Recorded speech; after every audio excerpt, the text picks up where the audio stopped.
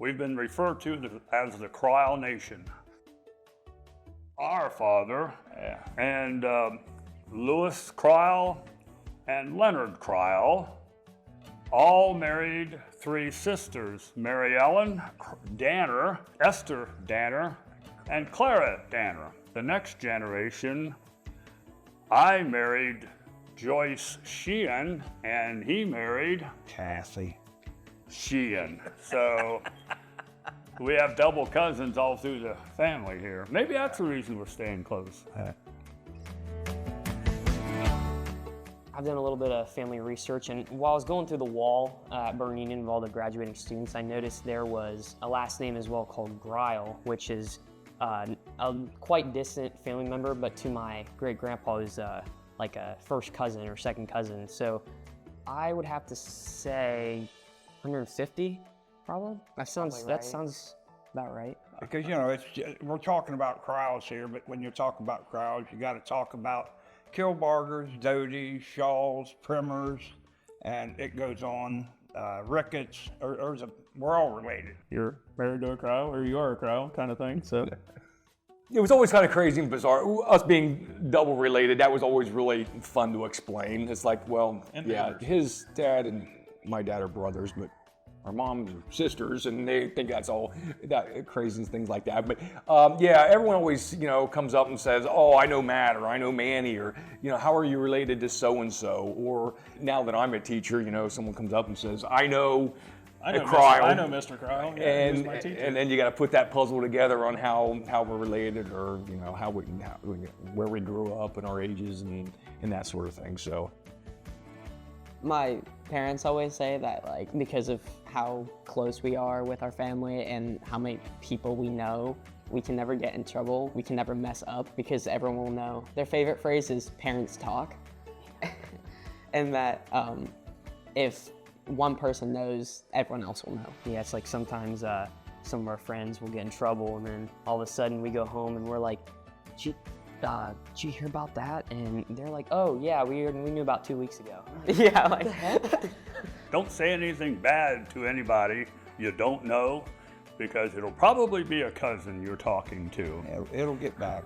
It'll get back. Yeah, it'll get back.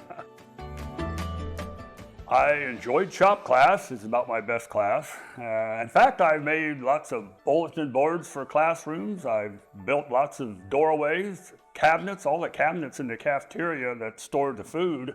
I built all of them, and in the storeroom for the books, I built all of those cabinets too. The biggest thing I had in school was the band. I mean, it started in the 4th grade all the way up through, and the band was just awesome. I had most of my best experience is just being in the band. My goodness, we've been going to band concerts and competitions since I was born, and I know my parents and grandparents, they went to a lot of them. That's probably one of the biggest traditions that the Krile family has. for every performance we have, or like contest or track meet or whatever, there's always that, like, in the corner, there's always that little section of, not little, but like huge section of Kriles watching there. Especially like my grandparents and my parents are always there for our games and all that. In 6th or 7th grade, I started pole vaulting, and that became kind of like, one of the things I really loved to do at Berne Union. And my cousin, or not necessarily my cousins, my boys and I guess they'd be my cousins, my cousins' kids are my cousins, right? Yeah, they're still my cousins. But anyhow, now they're vaulting down there, and they're trying to beat Dad's record, or kind of trying to keep up and all that kind of stuff. So that's been kind of fun, generational different things. And my both boys are in the Berne Union band. My wife was in the band, so still reflecting a lot of the family things that we did. Absolutely. So. I'll be honest, our parents keep us pretty busy.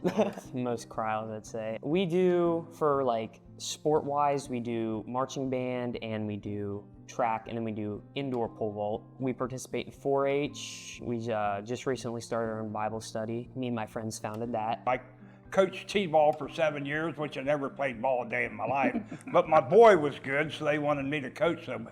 My son could be on that team. And then after the other coaches moved on, I was stuck coaching it for 7 years. So, but anyway, it's been good. I mean, my girls all played softball, basketball. The ironic thing about it, the fire was probably the most memorable thing of my senior year. The fire started on in the auditorium.